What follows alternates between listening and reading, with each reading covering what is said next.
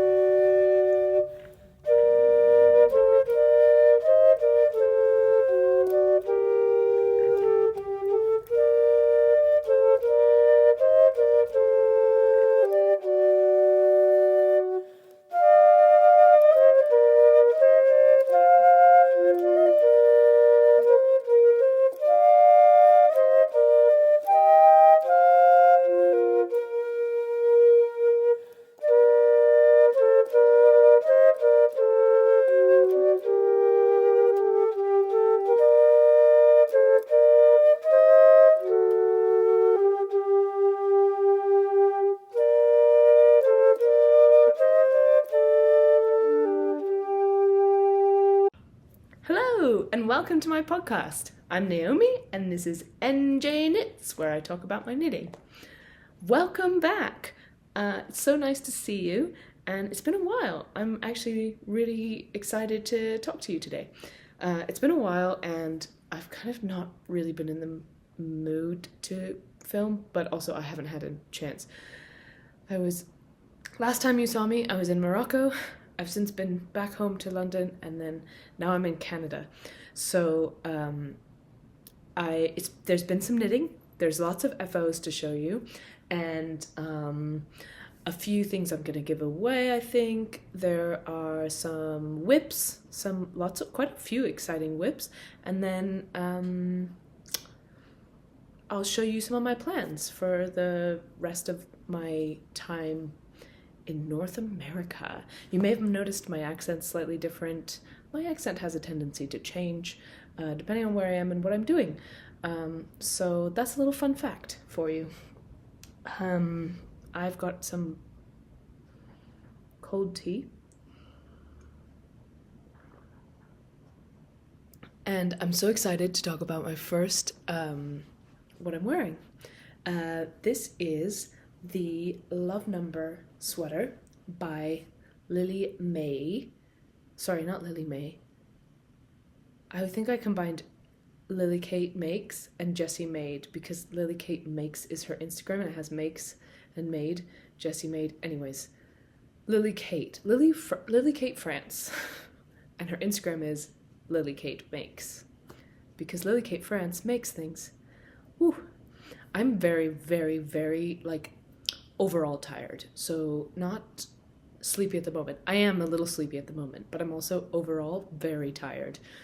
It's been a really long haul of working, and a lot of socializing with not a lot of time to recharge whilst I was in Morocco. And while I have a lot more alone time here, which is great, I'm still gathering my self together back inside myself. It's the best way to describe it. So anyways, I'm a little bit not as sharp as I normally feel like I am. Not that I feel like I'm particularly sharp. I'm a sharp cookie. Anyways, I'm sorry. So Lily Kate France, who I'm currently obsessed with. I've been making loads of her patterns at the moment. So sometimes she watches. Hi Lily, thanks for watching. Sorry, I'm so weird. Anyways, I test knitted this for her, and she's wonderful to test for. Really, really lovely, and a total pleasure. Also, you get 2 free patterns if you test for her. I don't know if that was just for this one, but I got 2 free patterns. I proceeded to almost immediately make one of the patterns I got for free. So you get 2 free downloads of her other patterns, and I'm obsessed with all of her patterns, so that was amazing. And it's a really, really nice way, I think. I'm not a designer and I don't have that type of small business, so I don't know, but from my perspective as a consumer, it feels like a really nice way to reward a test knitter if you don't have resources to pay test knitters or to give them yarn support. Which I generally think that test knitters don't do it for that reason. I think they enjoy doing that, so I think that's its own reward. I don't really feel like something that designers should like feel bad about not providing anything in return. Personally, that's me as someone who has test knitted. I don't feel like I'm ever like resentful that I don't get something other than just the test knitting experience, because as long as you know that's what you're signing up for, I think that's great. Obviously you'd feel bad if you were told you were getting money and then you didn't, but anyways, I don't know why I'm going into this, but I feel like I've heard people talking about like designers needing to recompense test knitters for things, and I think if they want to, that's fantastic, and if test knitters want that, that's also cool. But I also think it's not something that anyone should ever feel bad about not doing. That's my opinion. I'm trying to please everyone here. I'm aware of that. So anyways, trying to be so diplomatic. But my true opinion is do whatever you say you're going to do, and that's fine. If that's what you say you're going to do, great. But the point of what I was saying was, this is so tangential. This is generally the way my brain works. I'm normally able to filter it and stream it so that you get sort of one train of, maybe 2 or 3 trains of thought, but not like 17 at the same time. But anyways, what Lily does is she gives you 2 patterns that she's already done for free as like a thank you for having done the test when you finish doing the test and turn everything in. And I think that's fantastic because as far as I can tell, like all that does for the designer is it makes like their test knitters knit more of their designs, and then if they have Instagram, like talk about them on Instagram, or like me, talk about them on podcasts. So it feels like a great way to give the test knitters something bonus as a reward, and also to like carry on sort of advertising your patterns and getting them out there. Anyways, total side note.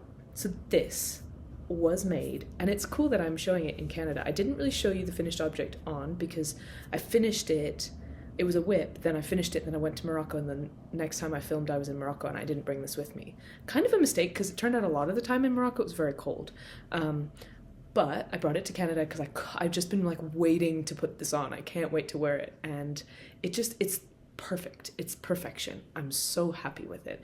I got this yarn in Canada. I've talked about it a lot. It's hand dyed with natural dyes by a dyer who no longer dyes. And check out some of my previous podcasts if you want to know more about the yarn and the dyer, because I can't remember the name.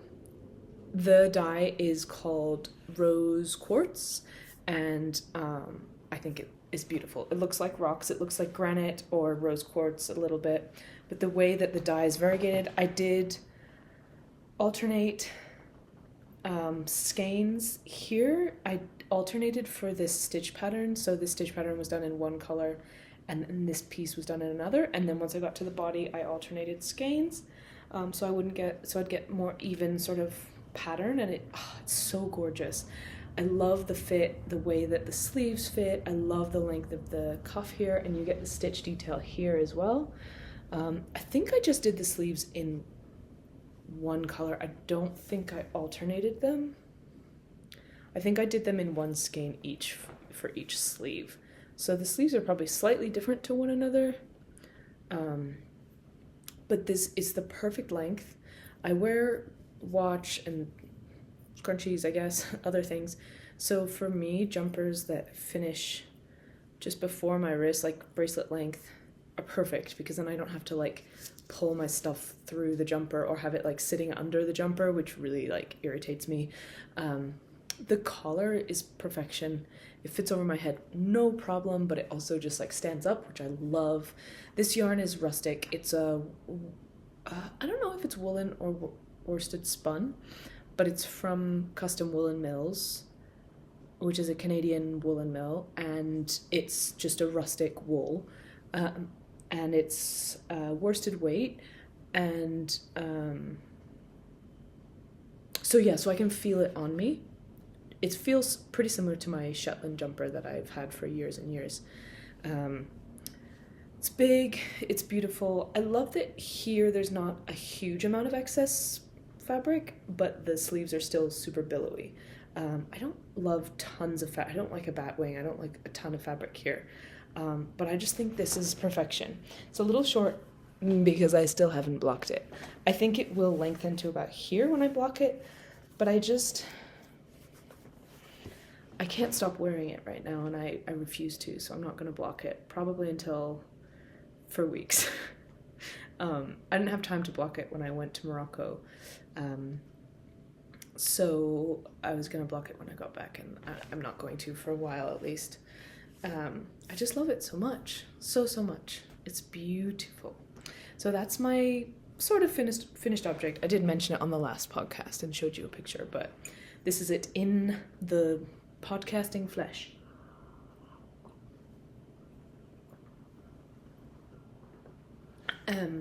So I have some other finished objects to show you. We'll go on the Lily Kate and the Canadian. Oops, I'm always like spoilering my own podcast. Spoiler alert. So more Lily Kate. This is another test knit by Lily Kate for Lily Kate, and it's more pink, and it's also more Canadian yarn. I got this again last summer when I was in Canada, and I'm back here and I've just finished it. So that's pretty cool. It is the Take Turns tank. I just blocked it, so it was looking really nice, but then I took some pictures, so it's kind of I can show you a few pictures, but here it is. I used ancient yarns. I've talked about this again more in previous podcasts when I've tried to work out what I was going to do with it. This is a fade. It came with 6 50-gram skeins, and it's a fingering weight. It's a blend of cotton and it's all plant fibers. I think it's cotton, linen, and then some kind of tree fiber that's called, I can't remember what. It's something strange that is like, what is that? I'd never heard of it. So it's softer than just like, it feels pretty similar to some of the softer cottons you get. Definitely feels like cotton. But I think there is linen and another type of viscosity content in it. It came in 6 dyes, 6 skeins, and each skein was gradually darker and darker until it reached this sort of color. It's blowing out a little bit. This is sort of better. So there's 7 stripes on this tank. Yeah, just double counting. I started with this color is the first color, and it's like almost, this is difficult to, that's it. So this is the first color, it's almost white, and then I did the second color as our, somehow that seems to be best. The second color of the fade I used in this, and then I blended it, and then blended it and blended it and blended it and blended it until I got to the last color of the fade. And then for the main body of the tank, I used 3 of the fade colors. So you can kind of see here. This is the first, and then I blended it into the second, and then I blended that into the third. And I still have some of the third skein left over. I'd say about half, but because of the stripes, I said I used 2.75 skeins of 50 grams. Each skein was, I want to say like 195 meters or 175 meters. I mean, cotton generally weighs a little bit more, so for even such a light fingering as this, you don't get quite as much meterage. There are so many details to this tank that are amazing. First, the main show are these stripes, and they are, you can see that they're like textured, and actually it's a really cool thing that you do. So they're in the pattern, it says that you can use whatever you want. Lily uses a slubby mohair, but I wanted this fade, so I used the same yarn as I used to make the tank, but it's meant to be done with like weird art yarns that you don't know what to do with, or fluffy mohairs, or thick thin type things, because it doesn't affect the gauge of your top, because it's done sort of almost on top of the tank, so it's raised. It's very satisfying to like pull your fingers through. What I did was I just held the main body yarn double so that it was a little bit thicker, and I think I got a really nice result with that. This is the perfect top. It'll come out May 25th. This is going to be the perfect top for the Oddball Along, which I am running along with Karoline from Karoline's Knits. Check out her podcast if you haven't. It's really wonderful. I love her. I think she's a really beautiful human. She's really like nice to listen to talk about things. She's also really down to earth, and you sort of believe her, which I really like. Not that other podcasters you don't believe, but you know, she's just really like, she's really down to earth and makes you feel like she's talking real to you. Which is maybe the Dane in her. She lives in Scotland, but she's also Danish. If I got that country wrong, I'm really sorry, Karoline, but I'm pretty sure she's Danish. Denmark. I don't know why I'm doubting myself all of a sudden.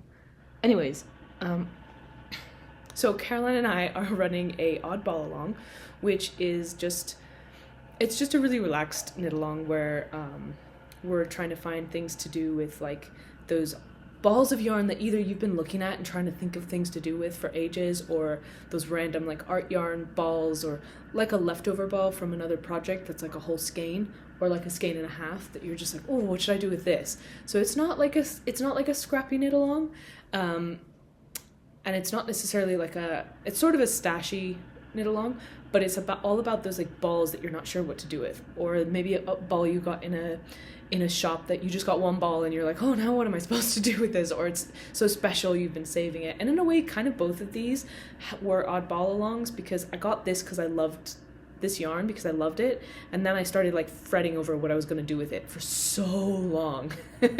And you all kind of helped me decide, which is really nice. And same with this I got because I thought it was beautiful. I loved the fade, and then it took me ages to decide what I was going to do with it. So anyways, here's the first half of my coordinating fade set, and I love that it's got a little almost like a little spoiler to what's going to come next. Now see, I've opened 3 topics: the Oddball Along, continuing talk about this, and then my plans for the future. Anyways, so to finish up the Oddball Along, all you have to do to enter is just use the hashtag Oddball Along. You can tag Karoline and Karoline's Knits, and also myself at Naomi Joy Knits. And I also have a Discord server, which nobody's been using, which is fair enough. But if you want to chat, or if we want to try and organize like a knit along knit night, we can do that on the Discord server. The Discord server is just njknits. I always have to double check that because I feel like it's not right, but I'm almost certain that the Discord server is called njknits. Yeah, njknits server. That's what it looks like. njknits. I don't know why I'm showing you that. It just says njknits. But Discord is an app, and you can also get it on your computer. It's meant to be for people that have shared interests to chat, and also to chat in real time chat, but also it's like a place where you can Zoom, but multiple people can just join and leave, and it's kind of like you can be knitting and chatting at the same time. So I started one. People have joined. Hi, thanks for joining. And then we haven't really done anything. There's been like a tiny touch of chat. So if you want to go in there and chat, I do check it pretty much every day, especially when I'm working, because I get bored frequently. So feel free to go in there. I put a separate thread for the Oddball Along. So if you have any ideas or questions, or like, oh, what should I do with this ball? Go onto the Discord server and go to the Oddball Along thread and post a picture of what it is that you're trying to decide, and people can give you ideas, and at least I will for sure give you ideas. I have a huge Ravelry favorites thing, and so I will share loads of those. I have so much today. I don't know if I'm gonna do my top 10 tanks. This is another topic that I'm flowing into right now, but I did top 10 tees that I like and want to knit last time. So if you want to check that out, it's at the end of the podcast last week. I was going to do top 10 tanks, but I don't know if I'll have time because I am going to work today. But I'll try to get that out at some point. It might be a separate video maybe, because there's a lot to talk about today. So last few things. I love the detail on the arms of this. It's got ribbing, but also a rolled hem. Genius. It also has this amazing detail at the corner, which I think I might have messed up on one of them. I think this is the one that I might have messed up on. But see this corner,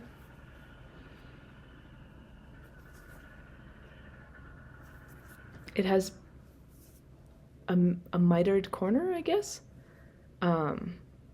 It's just so beautiful, because this is here it's just there's no curving, so there's obviously curving here the way the shape is, but here it's just straight. So I think that's why she put that in there, and it's just such a good little finishing touch. I had a little trouble with the neck because I have a huge head and this is cotton. So it did fit over my head when I just made the top. It's worked top down. You do the back panel and then the two front panels and then down to the arms and then in the round. And when I did that, it fit over my head. But once I did this really small rolled hem collar, it didn't. So I had to frog it and do it again and just be really loose when I sewed down the stitches, and also when I picked up the stitches, be really loose, and it now fits. But I don't know if you can tell. You probably can't. But no, it's blowing out too much. Let me try closing the curtains to filter some light.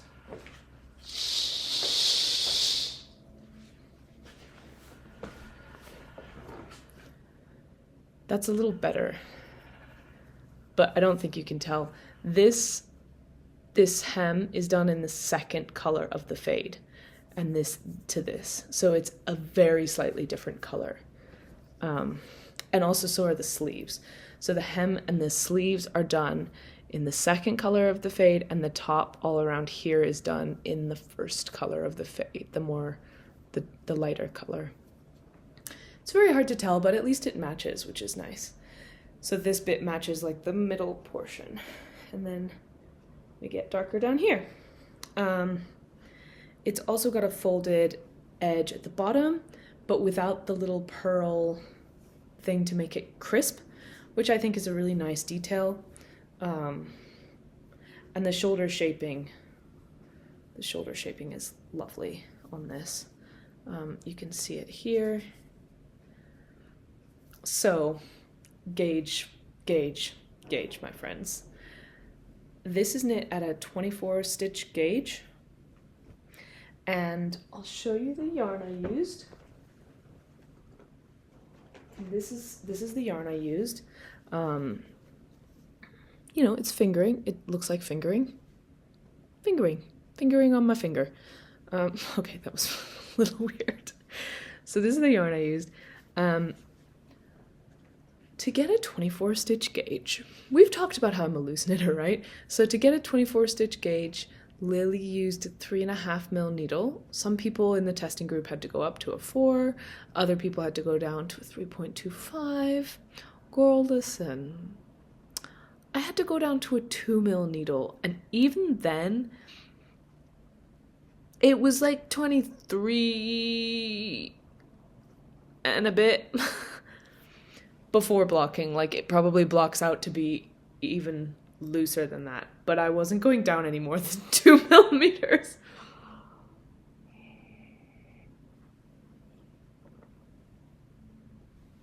So I knit this whole top. It took a long time actually. Fingering weight yarn, 2 mil needles, but I love it, and it's meant to have. I think this and this is meant to be at on a smaller needle than the rest, and I was like, I don't have anything smaller than a 2, so it's all going on the 2. I did it on my Chow Goose, and that was great. And the one other thing to say about it is it has bust darts, so it works for different sizes of bust and different body shapes. And it also has waist shaping, which is optional. You don't have to do it, but it makes, look at that. It's really nice looking, first off. I love the way Lily does waist shaping. And then it really just makes it fitted all the way down without being like way too tight in one place and not in the other. So this is just like the perfect basic summer tank. I love it so much. And I'm really pleased that I love it because we all know that the ratio of things Naomi makes to things Naomi loves and keeps is pretty... I don't know if that ratio is high or low. Someone tell me, is that high or low? Things Naomi makes to things Naomi keeps. There's usually a lot more things Naomi makes than things Naomi keeps. Anyways. Next, finished object. Let's stay on the Lily Kate Makes train. So this is yarn I got, I don't know if I ever showed it to you. I got it for Christmas. I did a little podcast about everything I got for Christmas, because what happened was I went home for Christmas. I've told you already, I've only been home 5 weeks out of a full 52-week year. And that's including like counting weekend, like adding weekends together to create weeks. So I was home for Christmas for like a week or two. I got a load of Christmas presents and then I went away again, and I've been gone since then. So most of my Christmas presents until I came back one weekend and was like, I need to take these out and put these places, otherwise I'll forget they exist because they're new Christmas presents. We're just sitting in a bag that I got them for Christmas. It's a little bit sad. So this I got for Christmas from my partner's mum, who got it in Dunelm. And it's a huge ball of wool. It was like a huge ball. It was 100% acrylic. And I was like, oh, perfect. This is something I will never use. So obviously the first thing I did was use it. But I was thinking it was bulky weight acrylic yarn. And I was like, what can you make out of this? Because I'm not going to buy more. And it was about 700 meters or so. So my partner and I do this thing called Ravelry and Rubs. It's where like I incentivize her to look at Ravelry patterns with me, and she incentivizes me to give her head rubs. And it's a very mutually beneficial arrangement. So she sits there, I give her a little like a head massage, you know, like head rubs, and she like is on the computer going through all the different Ravelry patterns and like searching for things if I need to search for things, or like putting projects in if I need to put projects in, or just like going through like what's hot right now. And she's so funny because now she's like, she knows a little bit more. And she'll just be like, oh, Andrea Mowry's down below top 20 this week. Oh, that's because she'll go through the hot right now and she'll be like, oh my God. One time the ranunculus was like below 20 in hot right now. And she was like, I've never seen this before. Just like, anyway, it's just hilarious because, oh, I love her so much. She's amazing. It's just so funny because she just like, you know, she just learns about stuff without even really wanting to. And she'll just be like, and we'll look at patterns and she'll be like, oh, what size needle is that on? She's like, oh, that's a 7mm needle. Oh, that'll fly off the needles. 7mm needle, bulky weight, that'll be done in no time. Or she'll be like, fingering weight, do you really want to do a whole fingering weight? Whatever. So, anyways. So one time during Ravelry and Rubs, I was like, well, we might as well search, because we had like looked through all the like, because we'll go through what's like, because I have so many designers favorited, we'll go through my top picks, which will have all the new stuff that those designers have come out with. And then after, like, if I've been home for more than a few days, we'll have exhausted that, and we'll exhaust the hot right now, and then it'll be like, what should we do? And she's like, she really wants more head rubs. So she's like, oh, we could find something to do with that yarn. And so then we'll search for stuff. And so I was like, well, we might as well search for something to do with this bulky weight acrylic, 700 meters of acrylic. So we searched and searched, and I found the Anyday Sweater. And then I tested it for Lily, and that was one of the ones that I asked for. Because there's other ones that I kind of wanted more. This one's a bit more basic. Both of the things I got from her actually are basic. I got the Anyday Sweater, and then I got the Be Thankful cardigan. But I've been wanting to make the Be Thankful cardigan for so long. Ever since I saw it, I was like, I need to make that. So I got those two, which are pretty basic things, but I did another one, so I'm hoping I get another two. We'll see, maybe not. Anyways, so I decided to bring this acrylic yarn and make my mum a jumper for her birthday. So I made the other thing about this yarn is I don't really have anything particularly against acrylic. I don't want to buy it mostly because I don't want to encourage a plastic production, so I don't like buying it, especially from a shop. But I don't really have a problem buying it from eBay necessarily. It doesn't feel as nice and it's not as warm, but as wool, and doesn't have the same properties of like water resistance and those kinds of things that are really handy and practical. But the benefits of acrylic are that it can be so soft, like just soft and cuddly, you know, like those blankets that are furry and they're just like so soft, and it's 100% plastic, 100%, but it's just so soft. Mankind, we're just so amazing at working stuff out. But anyways, it's just really soft and cuddly. So I don't really have a particular problem. I don't necessarily like knitting with it as much. It doesn't feel as nice on the hands as wool, but it doesn't feel bad particularly, especially once you get used to it. I got some acrylic yarn from eBay, from someone's D-stash that was acrylic and alpaca, and I've really enjoyed it, and I actually find it really, really warm. So I don't really have anything against acrylic. I just try to avoid it because I feel like it's the least, if you're going to buy new anything, buying acrylic is probably the least environmentally friendly choice. But that's based on almost no knowledge. I might be wrong. Maybe it's really environmentally friendly compared to wool. Who knows? I'm not a scientist and I haven't researched it. That's a lot of talking that was unnecessary. The point is, I made my mom this jumper. The other thing about this, beside it being acrylic, is I don't really like the colors. They're not really me. These are like knitting traditions colors, all in one jumper. The thing I found really interesting about this was I could not find a repeat in the stripes. This is a bottom up. I'm not even showing you the whole jumper first. So here it is. Ta-da! Be Thankful cardigan with some modifications. So this is actually the wrong way round as well. I'll show it to you the correct way round. But just to talk about the stripes for a second, it's bottom up. And I couldn't find a repeat in these stripes. I know it feels like they repeat, but let me just point out to you, like if we take the browns, for example, here it's a little bit mushy, but look here, there's a brown on top of a red, okay? Red, then brown. Okay, here's another brown, that's not on top of a red, so it's not repeating.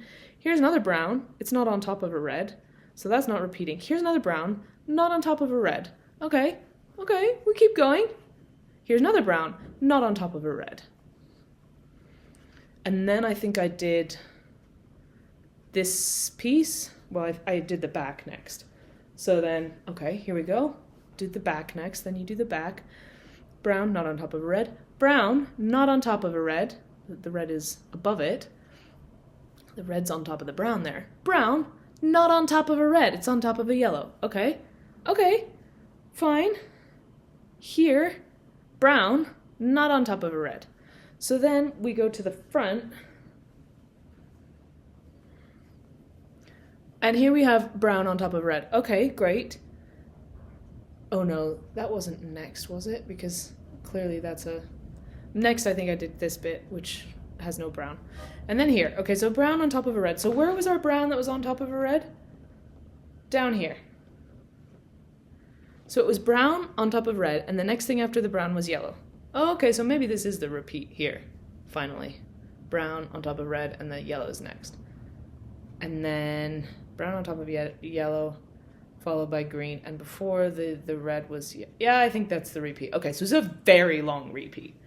I think it only maybe repeats once in the whole skein, because then the sleeves are done from here out. Yeah, I think it just repeats once.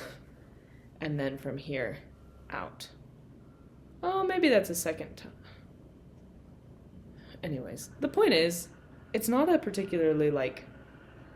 It's very random looking. which is pretty cool. So here's the jumper. I'll show it to you the right way around. There's a few, as with all Lily Kate's patterns, there's a lot of really well thought out detail in it. It is a very simple jumper. It's a drop shoulder jumper and is meant to have sleeves pretty similar to these. It's a V-neck and it's meant to be cropped.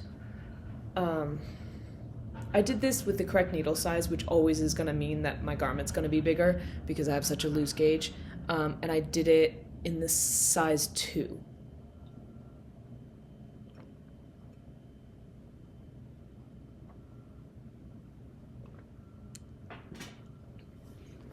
So size 2, probably read size 3.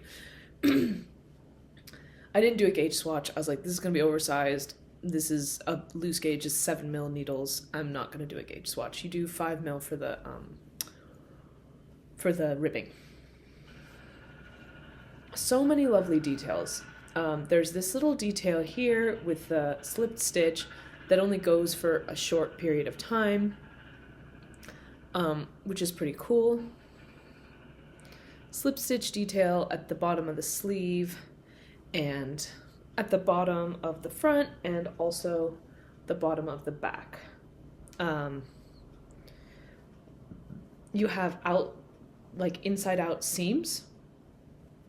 So there's, and they're pretend seams because you're not really seaming, but there's here and here and here. So the one tricky thing about this jumper is you have to have learned basically how to be really neat at picking up stitches because it's part of the design to be seen, the picking up of the stitches.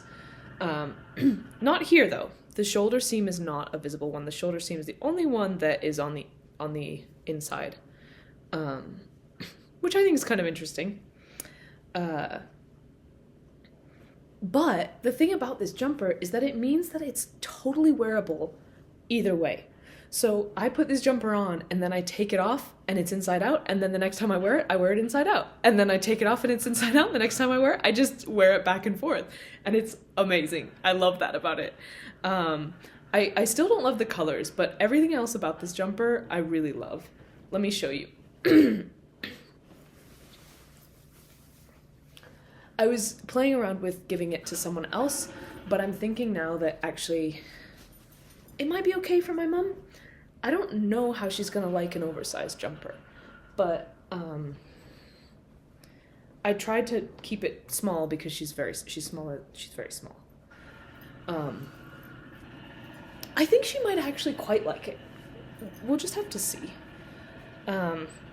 I'm definitely going to make one for myself because I love this jumper. And I really like actually the modifications I did as well. So here's the jumper. It's a V-neck. It has these things. It's a very 80s silhouette. You know, it's like very triangular with the big sleeves, big armholes for sleeves. So what I did was, like I said, it's meant to have the sleeves kind of like the other jumper I was wearing, but I started those sleeves and I realized there was no way I was going to have enough yarn. So instead I just, you are meant to decrease, but just really slowly so that most of the decrease happens here. I just decreased more frequently, and I did, instead of when you pick up all these stitches, you do like an initial like decrease, because to make this even, you pick up in a way to make these chains all really even, instead of picking up in a way that you normally should pick up when you're doing edge to this way, because stitches have a different length than they do width, and they're actually wider than they are tall, weirdly. So a knit stitch is like a rectangle this shape. So when you have like thin rectangles and then thick rectangles, you need to pick up at a different ratio. You don't pick up one for every stitch, because otherwise you'd have all these thick rectangles shoved into these thin sideways bits of rectangle. That more than likely made zero sense, unless you already basically have a handle on this concept, in which case it might make some sense. If it makes zero sense, don't worry about it. That was terribly explained. And also a lot of things for knitting, I find, just don't make sense for a while. And then at some point they do. That concept of knit stitches being little triangles like this, and that's why when you knit up and then you want to knit sideways from the up stuff, you have to do it at a different ratio. It just didn't make sense for a long time. And that's what's great about knitting, is you just don't, it doesn't have to make sense. You can just follow the instructions. And then eventually it'll make sense. And you'll be like, oh, that's why I've been doing that. And it's so cool. So if in doubt, don't worry and just follow your instructions. Don't think about it too much. Anyways, the point is, to make this really even, you do pick up one for everything, and then you have to immediately reduce so that it isn't a weird, fluffy situation. I'm going to stop talking. My point is, I reduced more than the pattern told me to, and more quickly. And then I stopped when I thought I was about done, and then I took when I thought I was like, that's probably about half the yarn I have left. Then I took the outside piece of the yarn, and I did the same on this side that I had done on this side, got to the same point, and then I sort of like looked at the yarn and sort of like pulled it so it was about even, and then I was able to do one more round on this side, and then I did one more round on this side, and then I was like, okay, let me bind off on both. And I bound off on both, and I literally had that much yarn left on one sleeve, that much yarn left on another sleeve. I mean, if girl didn't win at Yarn Chicken, I don't know what she did. That is pretty satisfying. So that just goes into my pile of yarn scraps that I keep for the eventual teddy that I'm going to make at some stage and fill with them. So here it is. I love the length of the sleeve. I actually love the shape of it as well. I think it's really fun. It's loose, but it's so practical. I was washing the dishes the other day, and I was just like, this is perfect. Because even a bracelet length sleeve, you generally want to push it up. And the length of this sleeve is the length that you'd want to push a sleeve up to, but already there.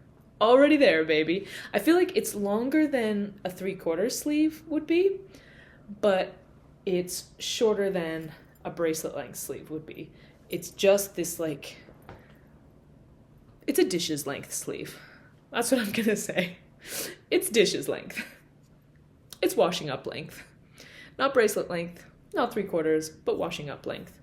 I love it. I love the width of it and the looseness, and I love the length. I think it's amazing. So I'm really pleased with this. It's still not me, but I have worn it a fair amount, to be fair. Just because it's soft and easy to throw on, and great length sleeves. I just love the length of the sleeves. The other thing is that I've noticed is that this sort of triangular shape that you get in like bomber jackets and that 80s style stuff, while it looks good on many a person, I don't like it on me. I don't like it that shape on me. It's not great.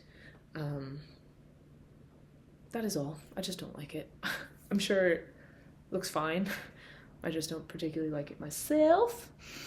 And that's kind of what that is. So I'll keep that in mind for when I make it next time. I might cast on, because you do increases instead of decreases because you're bottom up.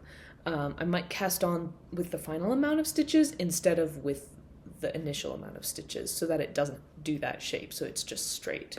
I might like that better for myself.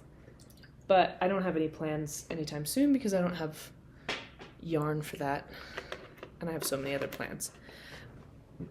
But next time I fall upon some bulky weight yarn that I want to make something easy to wear, that's what it's going to be. So my final finished object is another thing for my mom, and it's done with, I think I haven't shown this to you before, this yarn. In fact, I'm certain I haven't, because it was in a vacuum packed bag. I got this in 2017 or something, I had this thought of, I want to make something cashmere for my mom. So I went on eBay and I found this dyer and spinner in Scotland who was selling cashmere. And so I got this cashmere, and it's very my mom's colors. It's super bright, bold colors. She likes anything that's bright and colorful. She doesn't have particular colors, but she does love these types of turquoisey colors. She has a pair of jeans in this like bright turquoise color, which is fabulous. She's like, if you know Desigual, the shop, that's basically like my mom's closet. Maybe not as curated as Desigual is, but it's just like bright everything. Anyway, so I got this yarn, never used it. I didn't take it out of the backpack bag because at the time I think it was about to move, and then I was like, well, it's better to store this way, even though it specifically says, please don't store it like this, please take it out and let it breathe. I ignored that. So I got quite a bit of it.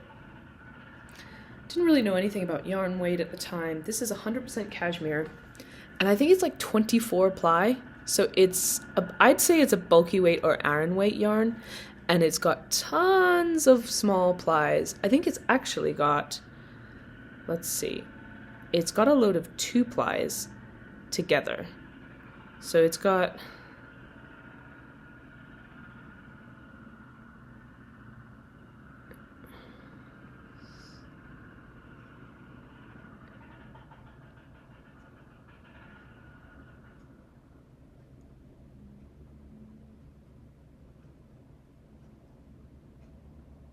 yeah, it's got 12 strands of 2 ply cashmere.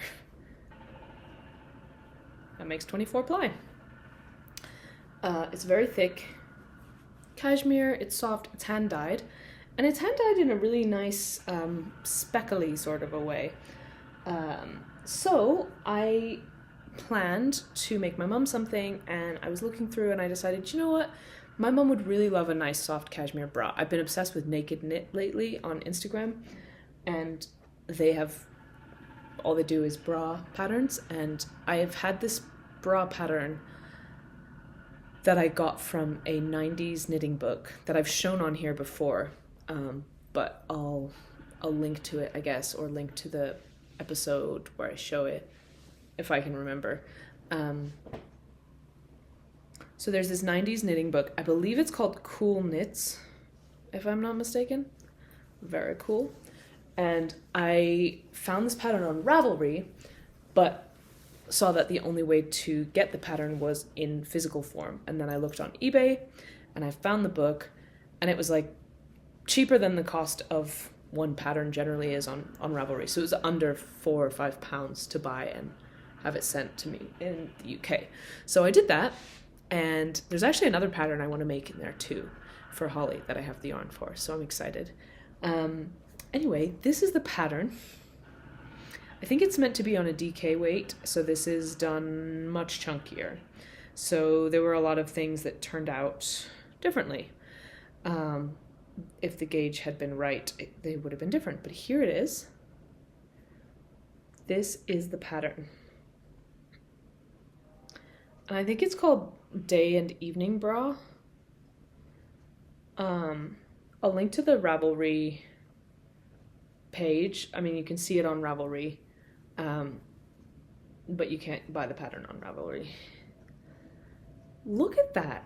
I just love the construction on it. It is so cool, and it looks so cool.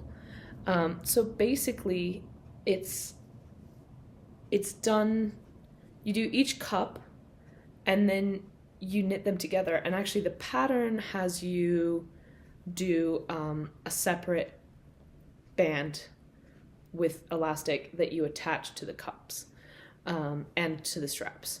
But I didn't want to do that. This fits amazingly. When I was making these cups, I made this first cup and I put it on, and it almost just sits, at least on me, it almost just sat there on its own. It just like formed so well to my boob. It was just like, I'm fine. I'm here now.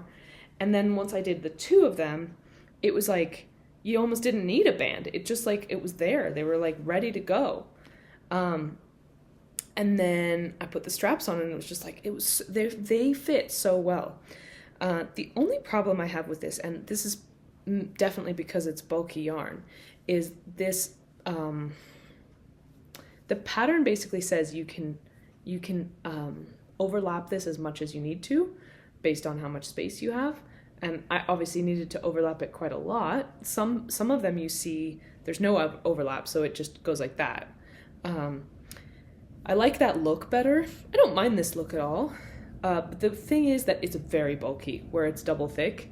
I mean, this is a sandwich and a half right here. Like, that's thick. It's already pretty thick because it's bulky, but the overlap bit is just too thick. But I overall am really pleased with the result. The straps are done in a slightly different way as well. They're not I-cord. And so what I did was, instead of doing this and binding off and then attaching the cups to a separate band, I just undid it a bit. Because initially I followed the pattern and then I was like, no, I want to do this. I undid it a bit and then I just kept knitting along this way. I don't intend for this to be very tight. My mum doesn't need it to be very tight, but something really soft that she can wear, I think she's really gonna love. She doesn't need much support, as it were. But if this were to stretch out, it'd be really easy to just add some elastic to the band here, like I've done with bralettes in the past. So you could even really like bunch this a little bit and sew some actual, like, instead of just like elastic thread through it, you could just sew like a band of elastic, which was what I was thinking, to this piece here. And you could just sew it to the 2 edges where the straps are and just have it separate, even separate to the knitting itself, and just like a little bit shorter and sew it to each of these straps. And then that would be a nice thing that would like keep it cinched. So I'm really pleased with this. And my concept was, I'm going to have a lot of extra, and so I'm going to make one for myself with the oddballs.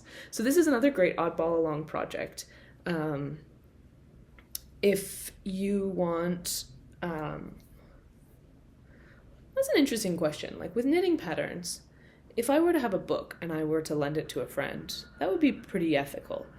But if I were to lend a knitting pattern book to a friend, would that be ethical? Like physically lend it?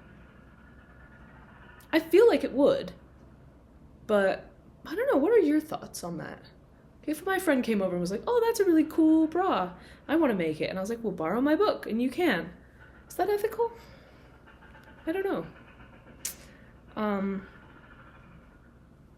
Anyways, so yeah, check it out. You might find a really cheap copy of this book as well. It's not huge, and you can always, my thought was, once I'd made the pattern and I was happy, I could always just give it back to a charity shop and then someone else could use it or send it on. I love passing books on when I'm finished with them. So this is the day to evening bra, and I'm going to be making more of these for sure. What I need to do is figure out how to make it with less overlap. That's what I need to do. And that leads me into my whips, because that is what I proceeded to try to do. And I will show you how I failed. So here is my whip. It is a heavily modified day to evening bra that I attempted to do to have less overlap in the cups.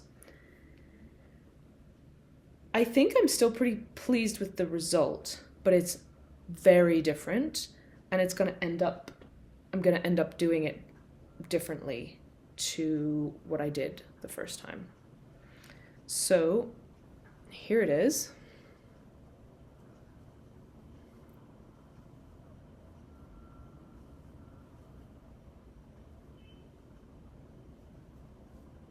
It's kind of hard actually to tell what's the front and what's the back. Yeah. So here it is. It looks, I need to like tack this, I guess. So This is my very modified day to evening bra. So I did a lot of things differently to the pattern. Basically, this piece of the pattern is the same as the day to evening bra. All the rest is me.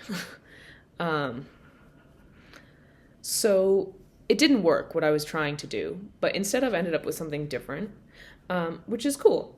This is not something that's gonna like just fit my boob like the other one did automatically and do like fit all around it and the under bit. This definitely needs a band underneath it, which is fine. I have no problem with that. I'm gonna do a band. It's got a lot more of a look of like it looks a lot like the shell bra by Naked Knit in some ways, in other ways not. But anyway, I'm doing the straps now, and I'm going to, when I finish the straps, I'm going to make a band in the same way that the pattern Day to Evening Bra suggests to make the band. So I'm interested to see how that works out. It's going to be knit in the round basically, and then just folded, and basically like a folded collar but around your bust, and attached to some cups and some straps. So that's this whip. I initially, what I did was stopped here and then attached them, but I didn't like the way that looked, so I ripped that out and did it again and just had them. The best thing I could think of was to do this. But basically, I think I want to just decrease a lot more steeply on this side, maybe. I'm not sure. I'm going to keep thinking about it. This has been actually a really interesting construction challenge that started with like a very clear pattern. And I'm like, oh, how can I modify that to be different with this yarn? So it's been really fun actually to do that, to try and like modify it. This has definitely failed because my goal was to do the same shape because I love the way it looks, and just have this piece and basically do the same exact shape here was my goal, but just to have this piece basically be non-existent so that they could just meet in the middle. And that was not what I achieved at all. I think it might be interesting to try to learn how to do it in an opposite direction to how it's done, because it's done this way. But it might be interesting to try and learn how to do it this way, which I know is possible. I've done mittens kind of similarly to that, but I would have to figure it out. So I think that might be the next thing I do, is try to figure out how to do it this direction, because that will also mean you don't need to do the 2 cups with 2 separate pieces of yarn. You could go from one cup to the next cup, which would be pretty cool, I think.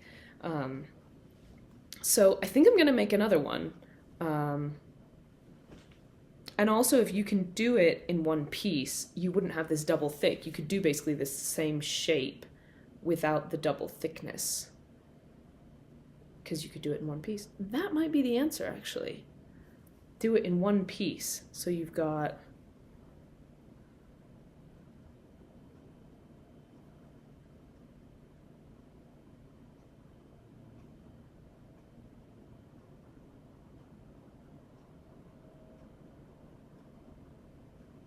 Maybe? I might try that.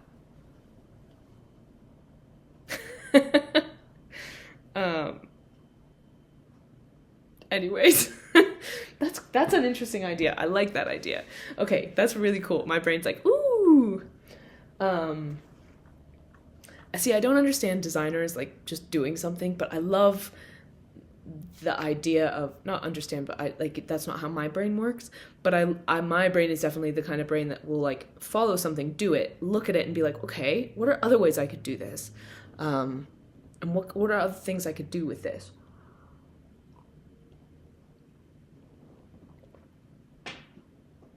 So that's cool.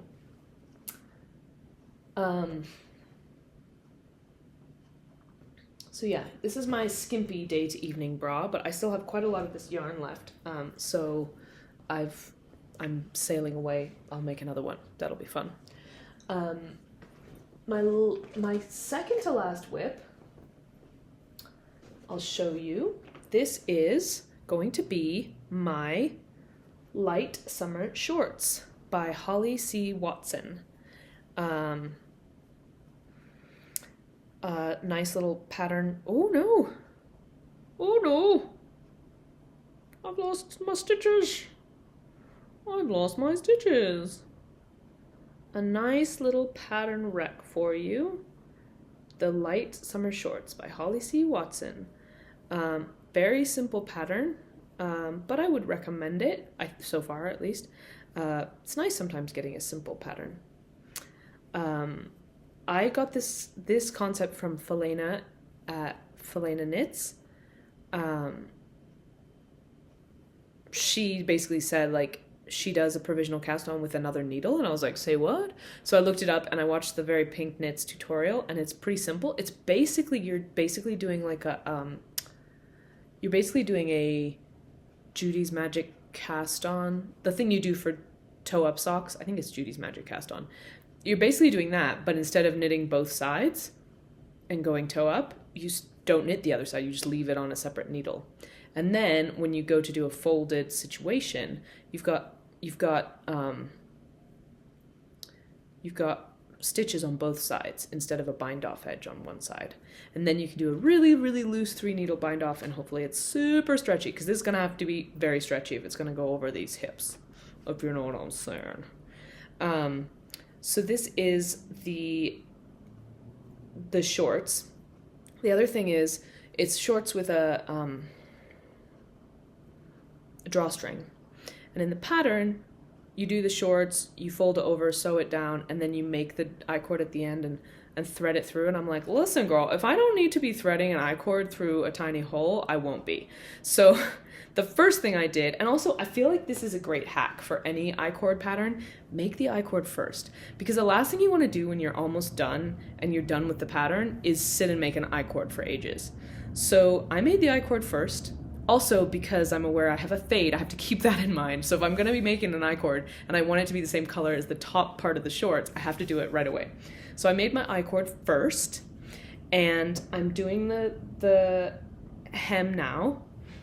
And when I fold it over, I'm just going to fold it with the I-cord inside. And then and because it's a 3 needle bind off and not like sewing, I'm at much lower risk of like accidentally sewing through the I-cord and then sewing it into place, basically. So I was like, Naomi, you're a genius. That's a genius hack. I'm sure everyone's like, yeah, everyone does that. But genius hack for you. Make your I-cord first. Do your folded over hem on the shorts and just keep that baby right in there. So that's what I'm doing. That's my whip. It's not that exciting, but it's going to be shorts. That's what's going to continue to make this coordinating set. So this is the next color I need, and then I have 2 more. So the shorts are going to go down to this color, and then they're going to go with my top. Top to shorts. Whee! It's going to be so cute. I'm so excited. And it would have been doubly sad if I didn't like the top because of the whole coordinating set situation. So that's that whip. I need to skein up this, ball it up rather. So last whip. It's time to have a look at the Welcome to the Jungle, my friends. I've had a lot of plane rides recently, so I've had a good amount of time to get some work on this jumper. I mean, it's not exciting. I just have like another inch done on the swirls. But I know how much joy this jumper brings to so many people around the world. I'm saying that slightly facetiously, but I mean, it's kind of true.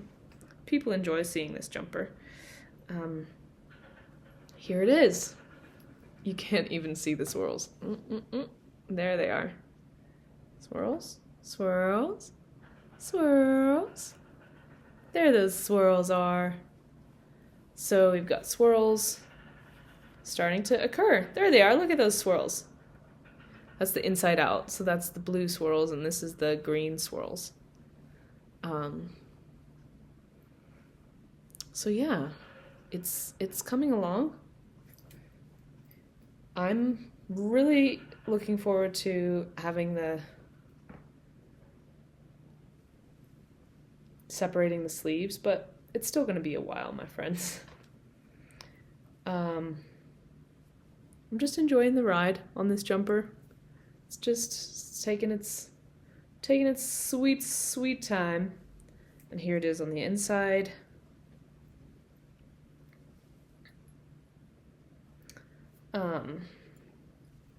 I think at some stage I might jump on and do the collar. Just if I get bored. Just for something else to do.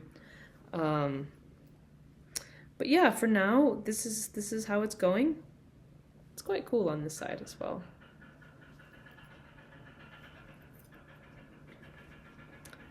I don't think this is going to get done before the wedding. For two reasons. One, the rate that I'm going at seems like that's a certain no. And two, I now have a new pre-wedding project, which is I want to make the Miles shirt jacket ×2, because our honeymoon is going to be in Finland, and we're getting a little cabin that is heated by fire. And so I want us to both have matching Miles shirt jackets to wear in this September northern Finland cabin. I feel like it's the perfect thing, and they'll be really cute and lovely, and they're definitely both of our styles 100%. And how cute would that be? I don't think it'll take horrendously long to make them, because I think it's pretty big needles, and I'm obsessed with that pattern. So that's what I want to do before the wedding. I've ordered my manchalo piece, and it's arrived. Holly has it. I'm toying with making her bring it when she comes to meet me in Oregon for a holiday, but I'm not sure. I feel like that's maybe excessive. I can wait 2 weeks and start it 2 weeks from then. So I'll be starting the first one at the end of June, probably start of July. So I have July, August, just 2 months to make 2 Miles shirt jackets. I think that's possible. So those are my whips. My future cast on.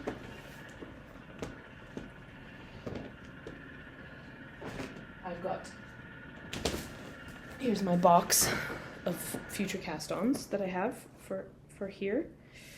I only have another 3 weeks here, but I seem to be flying through projects. So those are my mom's 2 things. Her birthday is just 2 days after I arrive. And the third thing I'm going to make for her birthday is a pair of socks with this sock yarn that I dyed myself. When I showed her the yarns that we dyed, this was how I got into having a stash in the first place, and it's all Holly's fault.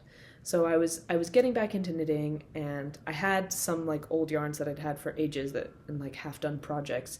Finished off those half-done projects, started using those old yarns for things, and then my sister got me a dyeing kit for Christmas. And I was like, oh no, I don't need another hobby, especially one that involves stuff. And so Holly was like, well, there's only 1 ball of yarn in the dye kit. We should get you some more undyed yarn so that, you know, you can play with your present properly. And so then we started looking for yarn, and then it was like eBay, and then it was just everything, and then it just went downhill from there. Now I have a huge stash. That was only 1 year ago from January. It can happen quickly, folks. This is a service announcement to say that stash happens in no time. I was almost down to like 0 yarn in my stash when I started dyeing and then buying yarn, and then just exploded from there. Anyways, this is one of the skeins. I showed my mum, like I made 4 or 5, I think, or 6 skeins of yarn, dyed them. and she saw this one and was like, I need that. I need something in that, please. So I'm gonna make her a pair of socks with this, which will be really cute. I was thinking of maybe making her a bralette, but now I've made the bralette in the cashmere instead. So this will be socks, and I'm actually really looking forward to making it. This was just like dip dyed, one side in one color, one side in the other, and then they met in the middle and made a purpley color, which is pretty cool. But yeah, like I said, vibrant, and look at that color. I'm telling you, she loves that color. So that's gonna get on my needles at some stage. For the first little bit, I normally have a sock on the needles at all times, but for a while that top was kind of my sock because it was smallish and very mindless, and then this I-cord became my sock. But one little walk sorted that out. And so now I've got this to make my mom a pair of socks with. And then this is that mohair that I got and I showed you. It's a fade. And I was gonna pair it with that acrylic, with this acrylic jumper, just to make it more interesting and different, because I didn't like the colors. And I'm not sure I love the colors of this, because it goes from like a really pastel-y palette to a really jewel-toned palette, and I feel like that's weird. But I've decided not to. I have a new concept in my head for this yarn, after having balled it up to make it with the acrylic. That was my intention. I balled it up. But as I was balling it, I realized two things. One, it's very thick mohair. It's silk mohair. I think it's 30/70, but actually, if you can see there, it's 2 strands of what we might consider, quote unquote, normal silk mohair. I'm not going to pull them apart, but it's 2 strands. So it's literally mohair held double already, and then dyed in a fade. So my concept for this is to make, and I've seen this and now I can't find it on Instagram anywhere. And I looked through my Ravelry favorites and it wasn't there, and I was like, why is it not in my favorites? Where is this jumper? It's a pattern that's like strips. I know James N. Watts has a version, but it's a huge version, like a wide version with wide stripes. This pattern I've seen before, and I feel like, I can't remember who I saw had done it, but it's strips about this wide or so of a fingering weight yarn, then mohair, then fingering weight, then mohair, then fingering weight, then mohair. My concept was to pair this with a really neutral color, like a beige of some kind, or maybe even a grayish, but more beigey, I think. More this kind of color, maybe. And I was even thinking I could use my Creme Key Soul wool, the sock yarn that's meant to be, it's linen with wool. Though I really wanted to make an Ingrid top with it. Anyways, that's beside the point. Pairing this with a fingering weight yarn and then making a striped jumper. So this would do its fadey thing, and then the other color would just be a solid color that would maybe bring all the different colors of the fade together a little bit. I think that would be pretty cool, but I need to find that pattern. But that's a side note. I have 2 more balls of this. I'll probably break into them to finish the bralette I'm currently on, and then I'll make one more bralette. And then I've got a ball of self-striping sock yarn, just as a backup in case all else fails, that I got from someone's D-stash. I'm really excited to see how it looks. And I have, this is all the yarn I brought with me. I've been so good. I have these 2 yarns. They're both actually BC Garn, funnily enough. It wasn't on purpose. I think I'm going to be making a dress with these. Stay tuned, we'll see how it goes. This is Summer in Cashmere, 90% cotton, 10% cashmere, from BC Garn. And then this is BC Garn Lino, and that's my leftovers from the top that I made last summer. I actually ended up with almost 3 balls left over. Because I'm terrible at working out how much yarn I need for things. So I think I'm going to make a dress for those. And that's another great thing for the oddball along is if you have those oddballs left over from other projects, stripes. Stripe that baby. So I'm planning to stripe those 2 colors together. So I guess I'm in a bit of a stripey mood because I'm doing that. And I'm going to end it there. I might come back to you with the things that I'm going to gift or give away or trying to find new owners for. And then my top 10 tops because my voice is running out and my time is running out. And that is the reasons. Okay, see you in a bit.